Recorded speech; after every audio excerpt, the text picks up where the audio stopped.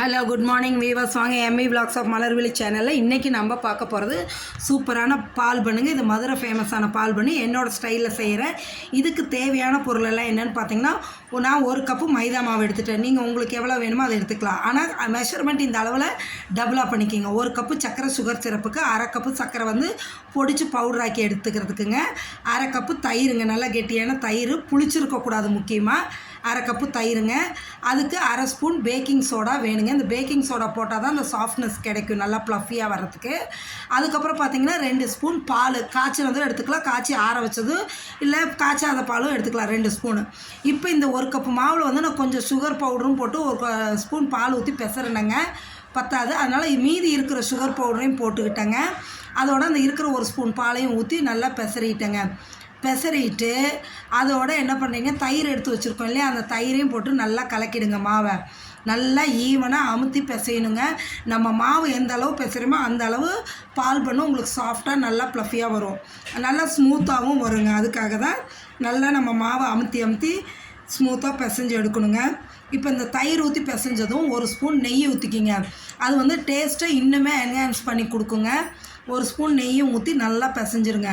பிசைஞ்சு இதை ஒரு 20 நிமிஷம் அப்படியே மூடி வச்சுருங்க. நல்லா இப்போ உங்களுக்கே தெரியும் மாவு நல்லா ஸ்மூத்தாக வந்துருச்சு பாருங்கள், ஃபைனாக. இந்த மாவை வந்து இந்த அளவு இருக்கணுங்க. இந்தமாரி ஸ்டிக்கினஸாக இருந்தால் தான் பன்னு நல்லா வருங்க.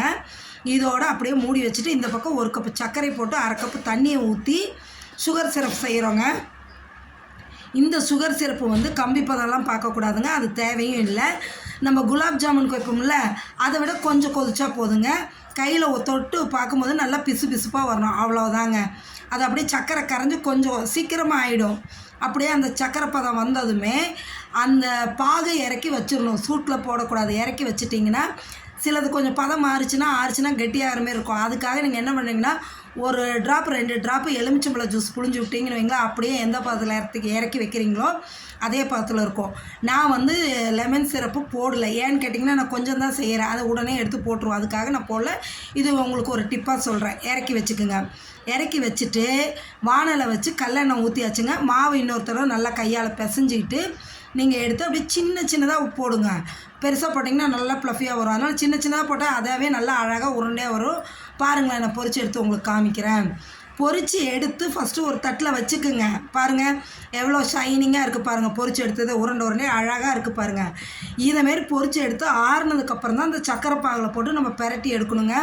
நல்லா அப்படியே கரண்டியால் மொண்டு ஊற்றி பெரட்டி எடுத்து வச்சிடணும். ஊற விட்றாதீங்க, ஊற விட்டால் குலாப் ஜாமுன் மாரி உங்களுக்கு போயிடும், அப்படியே கரைஞ்ச மாதிரி. இப்படி போட்டு பெரட்டி எடுத்து வச்சிட்டிங்கன்னா சாப்பிட்றதுக்கு அவ்வளோ நல்லா இருக்குங்க, சாஃப்டாக இருக்கும். பார்க்கும்போதே அப்படியே ஷைனிங்காக நம்மளுக்கு சாப்பிட்ணுன்னு தோணும், அந்த அளவு வந்துச்சுங்க.